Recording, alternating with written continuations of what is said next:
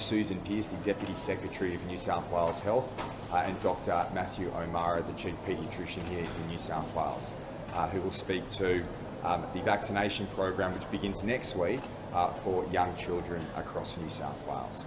But I want to begin by thanking all our frontline staff, particularly our health staff right across the state, who are making an enormous effort, enormous sacrifices to keep people safe, to help people through either vaccinations, through our booster shot program, but importantly making sure, as we're seeing greater pressure on the health system across the board, that we are keeping people safe in what is a difficult time for our state.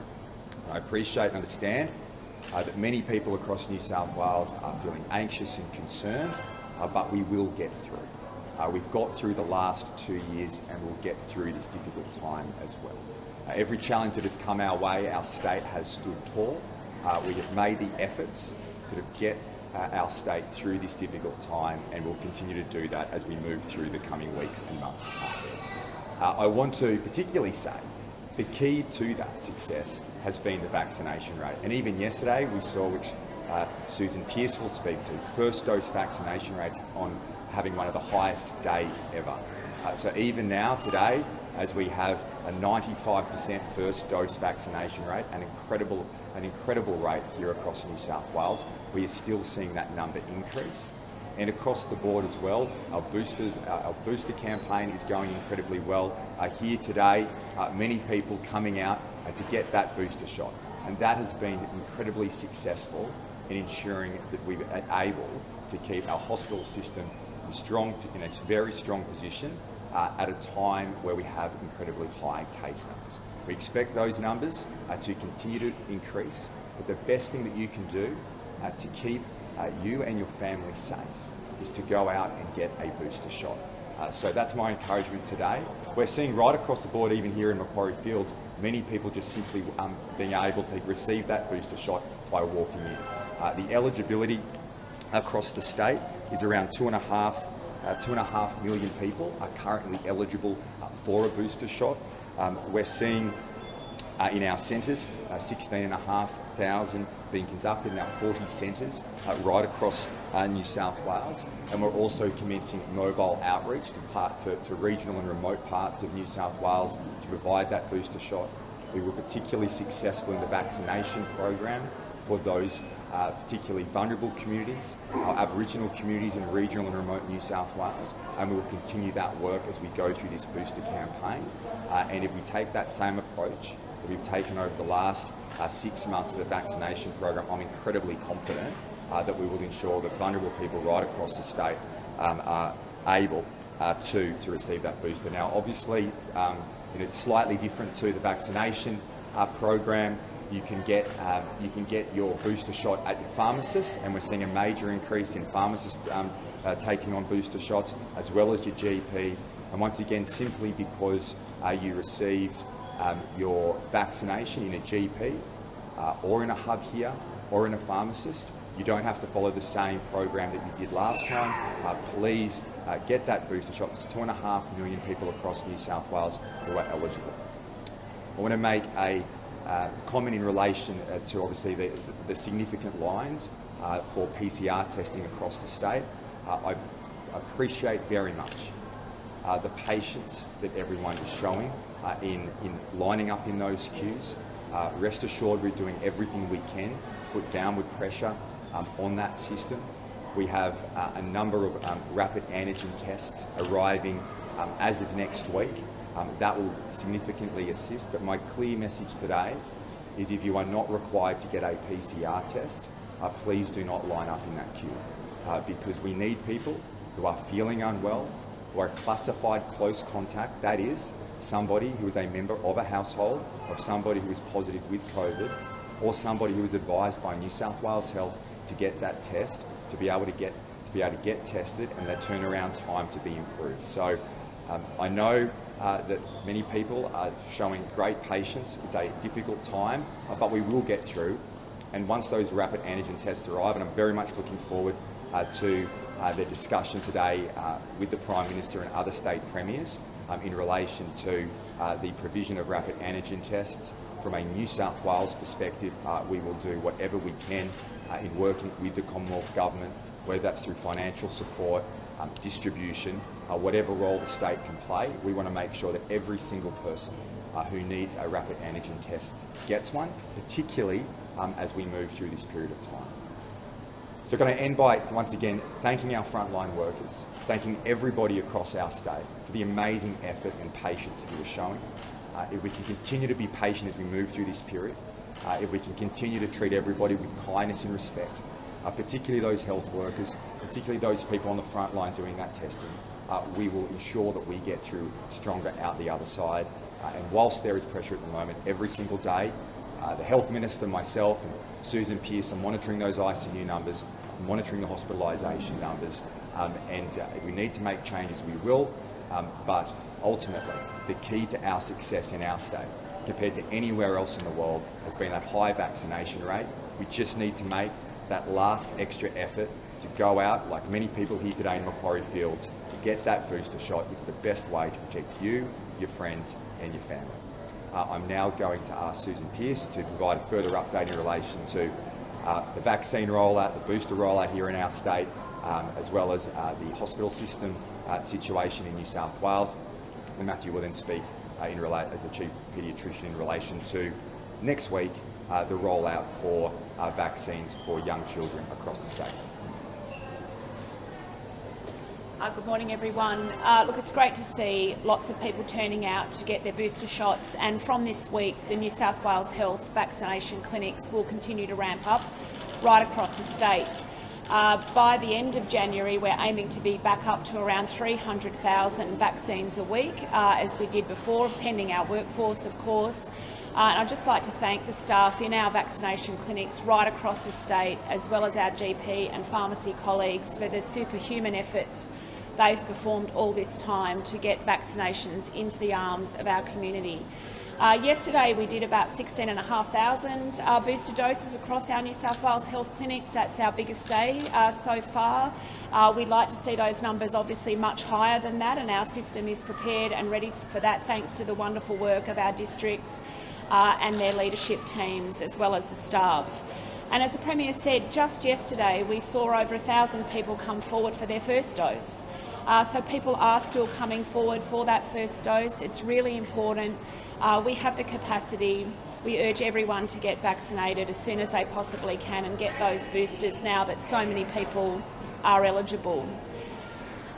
I'd like to also acknowledge the work of our hospital and health system right across New South Wales. The system is under pressure at the moment, and our staff are our absolutely most precious resource. Let's make no mistake, the staff of the health system in New South Wales have worked tirelessly now for 2 years to battle this pandemic. Omicron has brought us a fresh set of challenges. We're needing to revisit all of the plans that we made during the last 2 years. We will continue to do that to support our staff in any way that we can.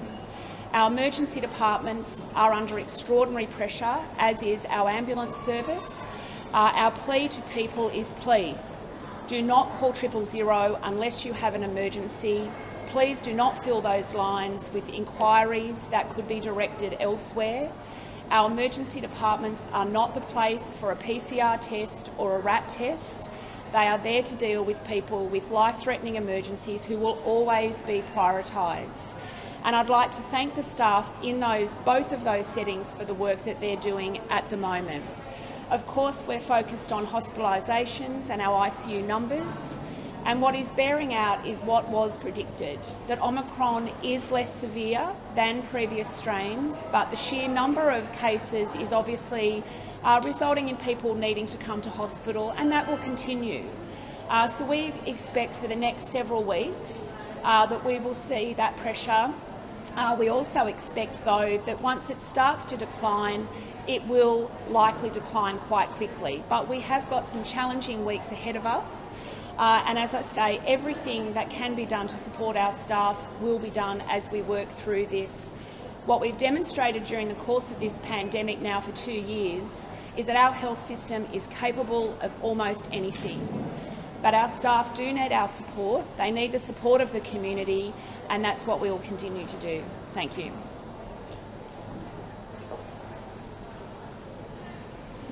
Good morning. Next Monday, the 10th of January, children aged 5 to 11 years of age will be eligible for the Pfizer COVID vaccine. It's a special formulation of the Pfizer vaccine. It's a third of the adult dose, yet that small dose is enough to generate an immune response that's as strong as a full dose in a young adult. It's 2 doses, 8 weeks apart. We know it's safe. It's been tested in thousands of children in clinical trials, and millions of doses of first and second doses have been given in other countries. We know it's effective. It's very effective at preventing kids from developing COVID, at preventing severe disease, and at preventing transmission of COVID from one child to another person. We know there are a few side effects, and these are mostly minor. Many kids complain of a bit of a sore arm for a day or two afterwards. But the headache, muscle aches, fever, chills and nausea that we adults have often felt are really pretty uncommon in children and can get managed with the usual pain-relieving medications. The serious side effects like myocarditis that happen mainly in older teenagers, we haven't seen in young children. So we think it's a very safe, effective and reliable vaccine. Parents may be weighing up the risks and the benefits of giving their young children a vaccine. We know that COVID is generally a mild disease in children. In fact, many children will have no symptoms at all, and a large number will just have mild symptoms of a cough, cold, runny nose and fever that last for up to 5 days. A few children can become very unwell, and data from earlier strains in largely unvaccinated children in New South Wales showed that between 1 or 2 in every 100 children would need to go to hospital, and about 1 in 1,000 would end up in intensive care, and about 1 in 3,000 would develop the serious inflammatory condition PIMS-TS after having COVID. We expect those numbers to be lower with the Omicron strain, but it's still not entirely a benign disease.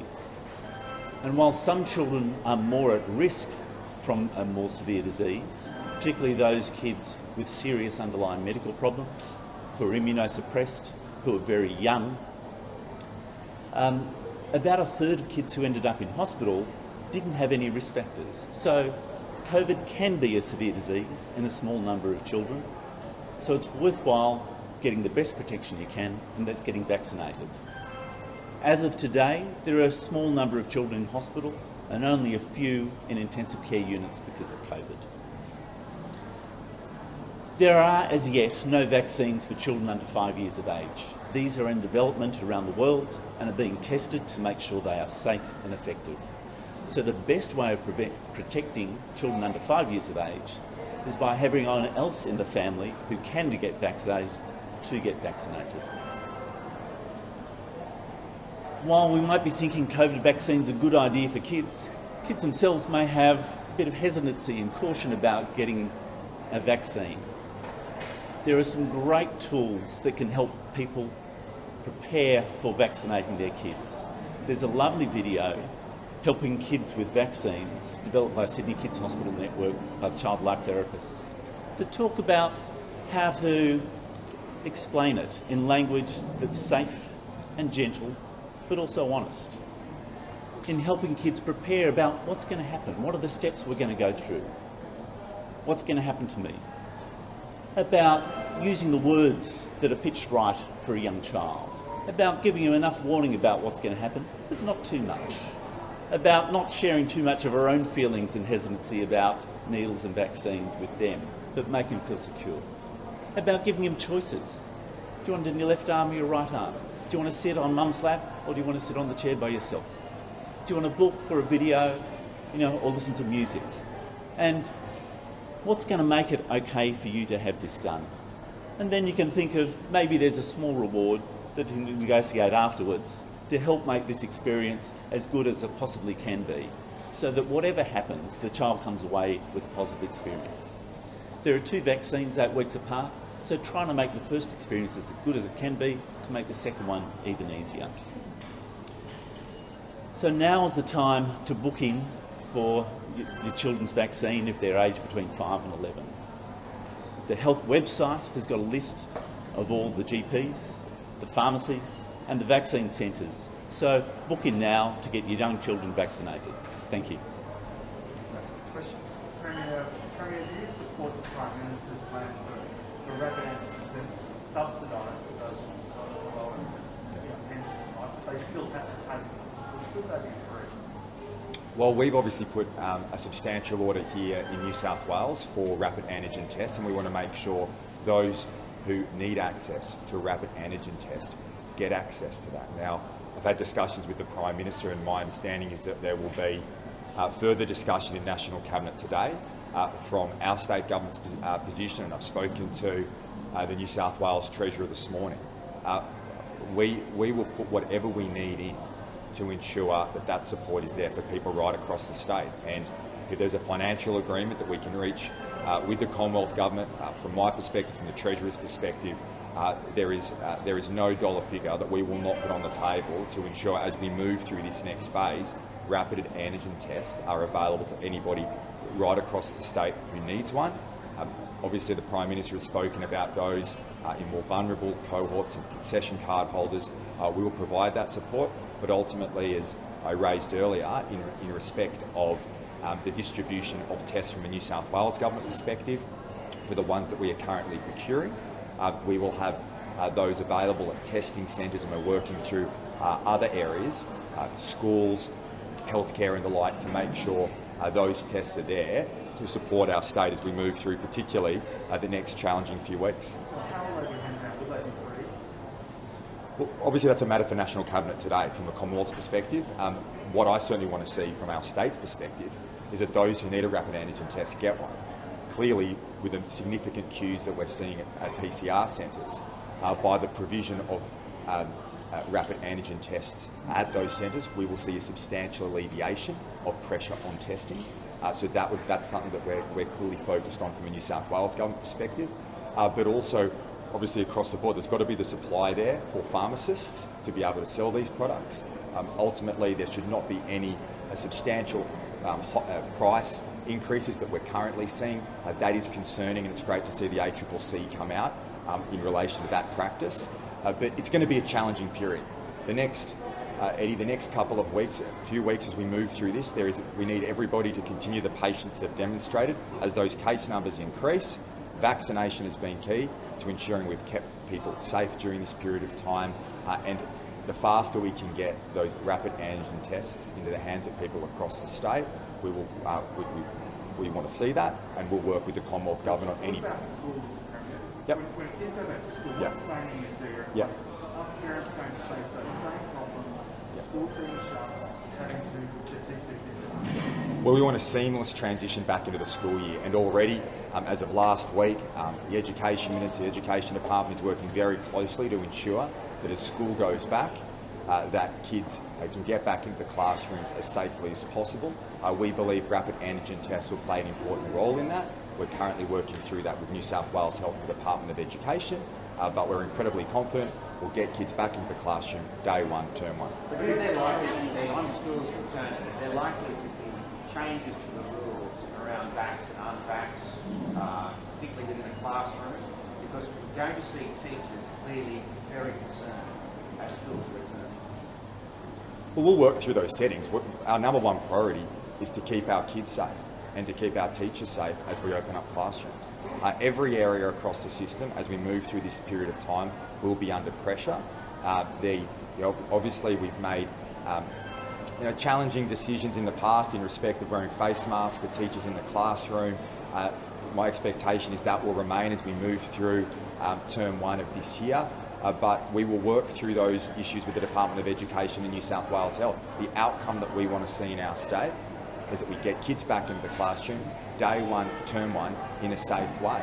And particularly, given the rollout of vaccinations for young kids next week, I encourage parents across the state to make those bookings. That's the best way to keep your kids safe. As Dr. O'Mara has said, these centres will be available right across New South Wales to ensure that kids get vaccinated as quickly as possible, and we expect to have as little disruption as possible to the school term. Now, Chris, that doesn't mean I don't expect there to be bumps along the way. We're in a pandemic. There'll be curveballs thrown at us over the course of this period of time, but we've overcome We've overcome those challenges over the past 2 years. Particularly, we've seen it at points in time towards the end of last year when we got kids back in the classroom, that we had to close schools from time to time. We obviously want to minimise disruption as much as possible as we move through. We're working on those plans now. We're incredibly confident we'll get kids back in the classroom day one. Premier, every day.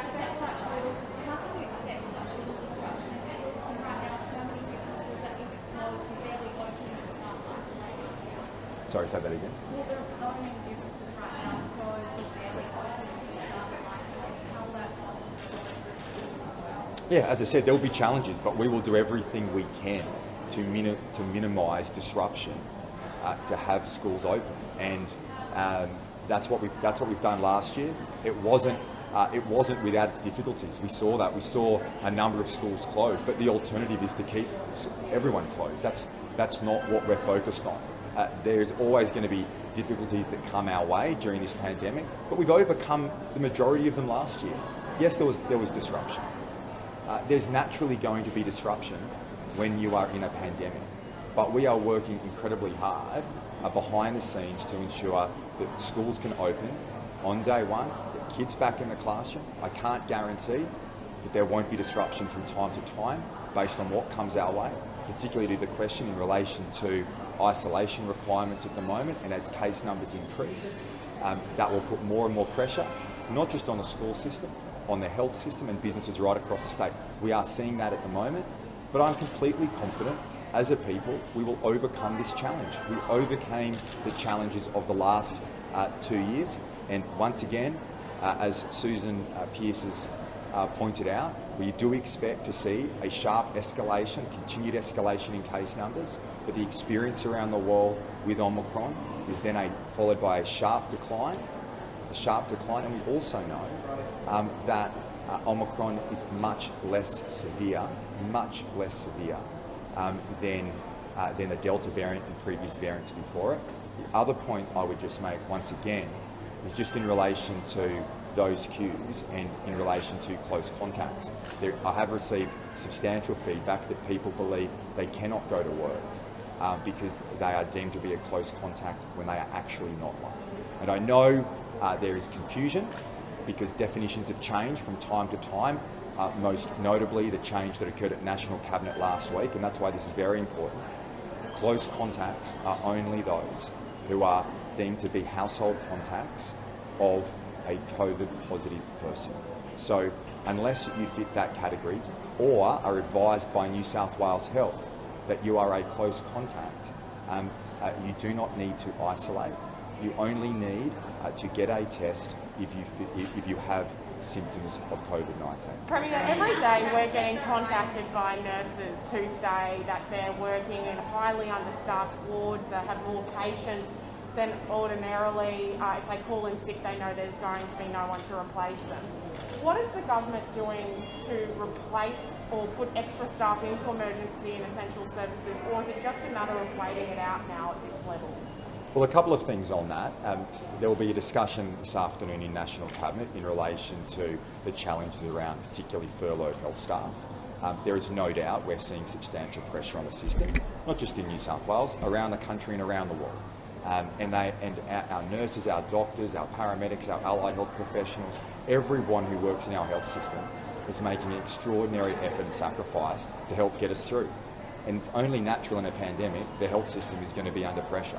But we've got through 2 years, we'll get through this. We're obviously working in relation to how the challenge of furloughed staff can be improved and the isolation requirements for close contacts. New South Wales Health is working on that, and I might have Susan just make some further comments in relation to currently the work that's occurring in New South Wales, but we're obviously working with the Commonwealth as well in relation to broader definitions. So it's a matter of changing the definition, not getting more staff? Well, I'll pass to Susan. Thank you. Look, you'd be aware we've made changes to the close contact arrangements for staff, but I must stress It is only under certain circumstances. That is not the rule across the board. The suggestion that people are being brought back to work when they're positive is certainly, we have no evidence of that. And if you are a close contact and you're a health staff member and there is a critical need for return, there is a process to be gone through. That's really important to understand. But like every other industry, health is impacted by furloughed staff. And we have more than 3,000 staff yesterday who are impacted by furloughing as a consequence of either being a case or a close contact, and we're working through that every day. The other point that I would make is that we've been preparing for workforce surge for 2 years. But Omicron has certainly impacted everything that we're doing, and to some extent over this period it created the perfect storm. Our health teams were looking forward to a well-deserved rest over Christmas. People are encouraged to take leave over this period. So, you know, it's been a really challenging period for the health system to get through this, and we will get through it. But the other really important point I think to make is that whilst we focus a lot on hospitalisations and ICU and ED and ambulance, which is all absolutely necessary, there's a lot of work going on in the community at the moment, and our health teams who are supporting the tens of thousands of cases in the community every day are going unrecognised. We have done our best, our absolute best, to get in front of this by providing information to people who are COVID positive to help them to care safely at home. We know that a lot of people can care safely for themselves at home because our numbers are demonstrating that each and every day. So there is a whole process going on in the background of this to contact people who may be higher risk, to assist them where needed, and we're doing our best to get to all of those people, working with general practice, etc. And all of that's being done to help also to protect our hospital system. So I think it's really important to acknowledge that none of our health system sits in splendid isolation. It's part of a big, connected, networked system. And that also extends to how we network our services, not just across the metropolitan areas, as we were doing yesterday. We had a very busy day yesterday. Let's make no mistake, it was incredibly busy, a lot of pressure on our ambulance service and our emergency departments. And we worked right through the evening to make sure that we were moving our resources around, and that's what we do. That should not be seen as a failure. That is seen as a system that is connected and working, and every single day of the week, 7 days a week, we meet with our chief executives, we talk about where our system pressures are, and as I said at the start, our health staff are our most precious resource. Can you explain what's happening? It sounds like it might have been yesterday in terms of the 000 number and the people going to emergency departments for the tests. What's going on there? What we're seeing with 000 calls is, again, not unique to New South Wales. So in Victoria yesterday, same issue. The calls to 000 lines have increased enormously. Now, part of that we think may be people calling back to check on their response, but it is also people seeking health advice from that 000 line. We've got well-published numbers for people to call Health Direct, to call, for example, if they need health advice, go to their general practitioner, etc. 000 is not for general health advice. So that phenomena is being seen here in New South Wales. It's also being seen, interestingly, we were speaking to Canadian colleagues yesterday in their health system, exactly the same thing is occurring there. How are we going in terms of getting on top of the testing backlog? You know, what's the average time now someone might be waiting for results? Look, there's still significant issues with the PCR testing. Again, there's no simple way to fix that. As you have been, I think, advised last week by Professor Dwyer, this is a finite resource. And where we could previously, and our private labs could previously pull samples, now they have to do them all individually. It's completely shifted the entire testing regime. It's not a matter of having more testing clinics open, it's a matter of being able to work through those processes, which is why the message is being sent loud and clear. Please come and get a PCR test if you have symptoms. Please come and get a PCR test if you're a close contact. But otherwise, please do not do that. And if you are concerned and you need, and if you can access a RAT test, and the Premier's noted, we will have significant improvement in our RAT test availability from next week and toward the end of next week. That is another option for people who may be concerned if they're going to visit vulnerable or elderly relatives, if they've been in a venue where they may not be identified as a close contact but want to check. And I understand that the community is anxious about this. Our messaging needs to change along with what Omicron is bringing us. And that is the hard adjustment for our whole society at the moment. It's the hard adjustment for everyone right around the world. How will you get one of those? If you have an elderly relative and you want right now standing in the queue, if you can get one of those, how will you get one of those? The Premier's already mentioned that National Cabinet will meet and discuss that this afternoon, but from our perspective, we have, as the Premier's noted, as a state, procured millions of RAT tests that will start arriving from the end of next week in particular in larger numbers. It is our intention to distribute those RAT tests to the PCR testing clinics to enable people to access them at that point. The other point to make, though, is that already we've been doing is distributing them to vulnerable groups of people, to homeless, to people in refugee areas, and to Aboriginal medical services as well. So that work will continue to make sure the most vulnerable people in our society will have access to RAT tests provided by the state. What about if you don't drive? What about if you don't drive and clinics are saying, look, they're advising against walk-ins?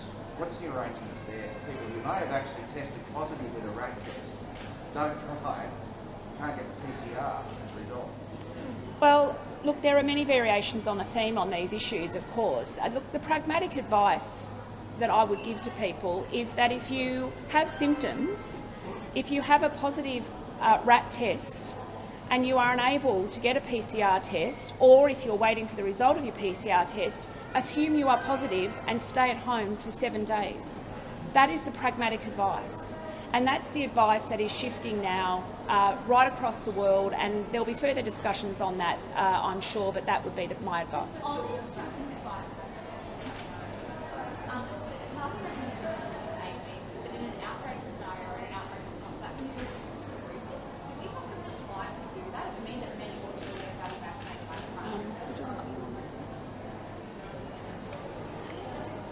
So yeah, you're perfectly right. So there was a range of intervals approved from 3 weeks to 8 weeks. Currently the interval is 8 weeks. I don't have information on the vaccine supply. If you've got one, if you've had COVID, you've got antibodies in your system, does that have any impact on how soon you need to get the booster? Okay, so the general recommendation is if you've had COVID, you can wait up to 6 months, but can get vaccinated as soon as 1 month. What we want you to do is be free from symptoms, from the COVID infection before you get the vaccine.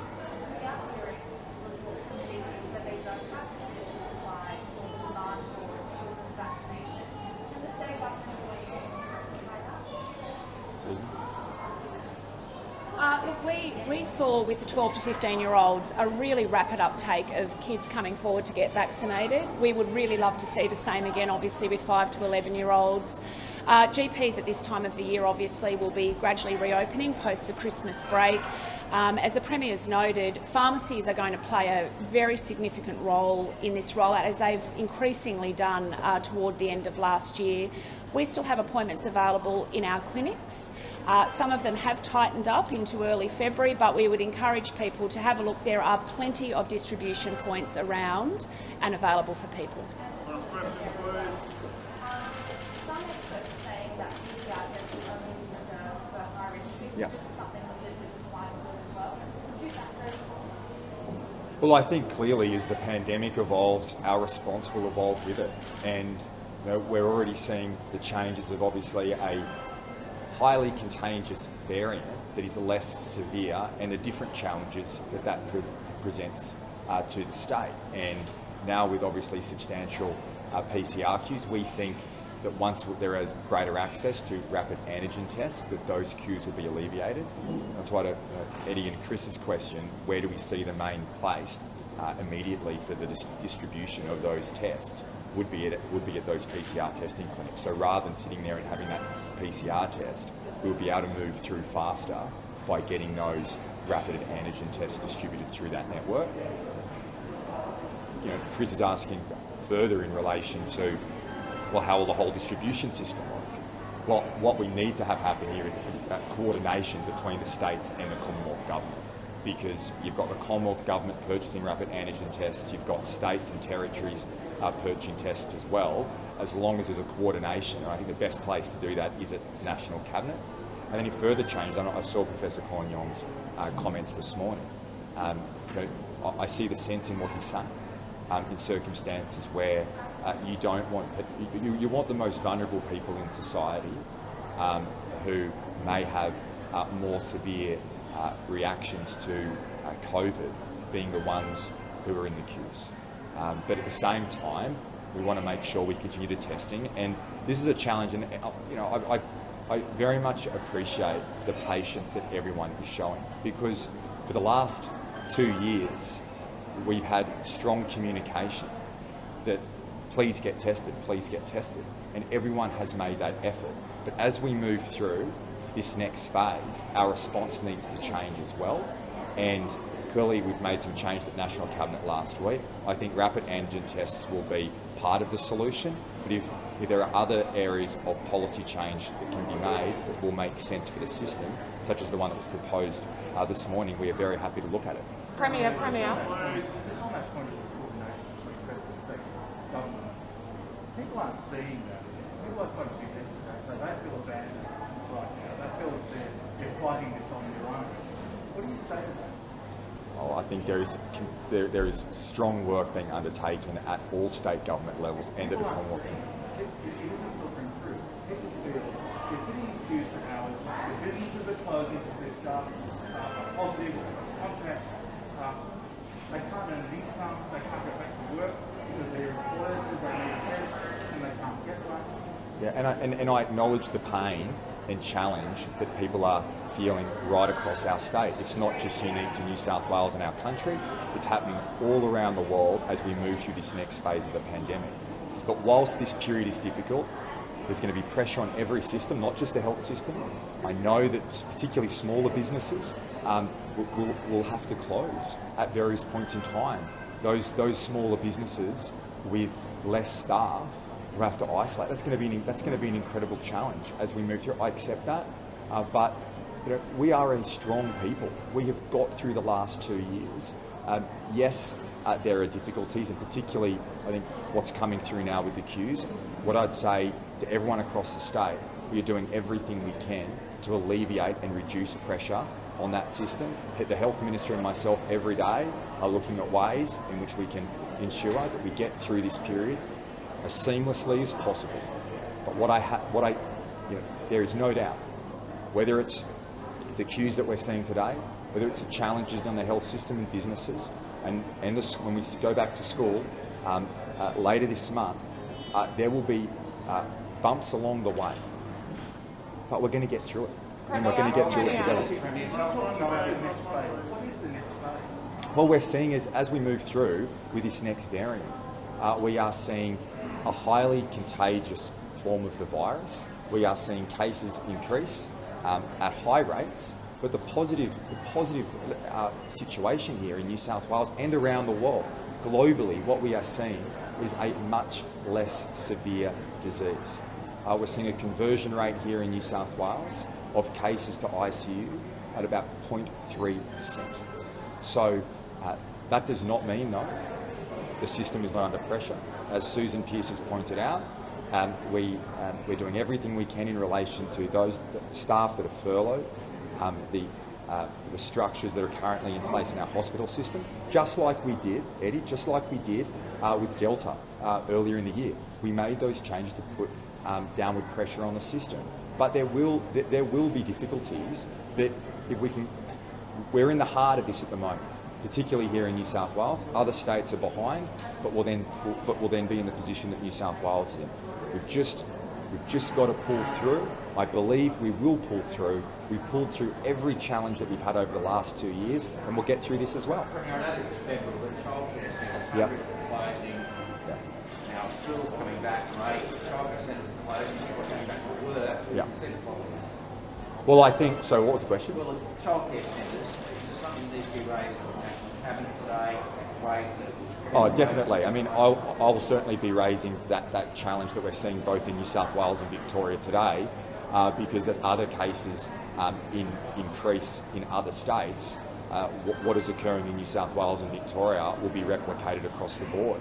But whether it's the health system, childcare, schools, there are going to be, as I said, bumps along the way as we move through this period. And as I said, just we've got to be patient. We can control what we can control. Any changes that can be made in relation to close contacts we'll look at. We obviously want to keep, as the case numbers increase, before they decline, we want to keep as much of society open as possible, as many businesses open as possible. And we'll get through it, just like we've got through the last 2 years. Thanks, everyone.